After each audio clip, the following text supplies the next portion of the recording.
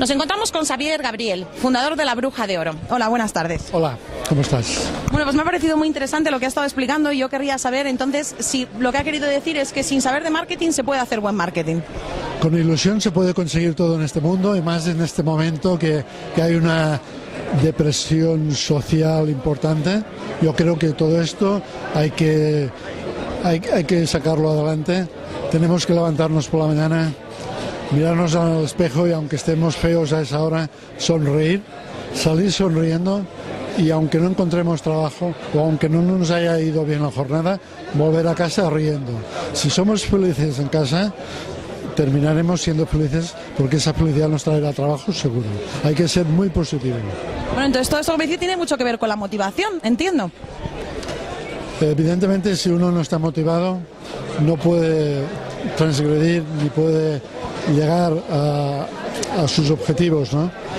Yo creo que tal como dicen los japoneses, la crisis es oportunidad. Y si es una oportunidad, pues aprovechémosla. ¿Cómo ha logrado motivar a un pueblo, pues me decía, de 1.240 habitantes, un pueblo pequeñito, a que se implique, digamos, y llegan a hacer un marketing de territorio, diría yo, a través de una administración de lotería? Bueno, la verdad es que implicarse es el implicado de rebote, ¿no? O sea, tienes que no solamente tener la iniciativa, sino que arrastrarlos, hacerles ver que un pueblo que se conozca porque se vende la lotería no es nada negativo, como algunos intentaron hacer ver. Esto trae más consecuencias, más turismo, más visitas y todo eso es positivo.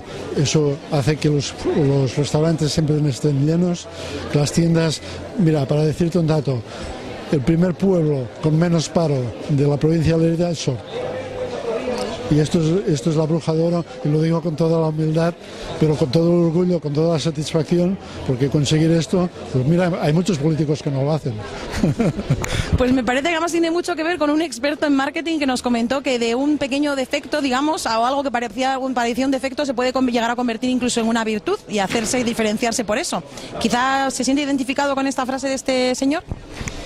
Bueno, yo creo que todo lo que sea diferenciarse es conseguir objetivos y llevando la contraria. Y cuando te dicen, no, por aquí no vas bien, si tú estás convencido, tú tienes que ir por allí, porque por donde van la mayoría ya sabemos que no funciona bien.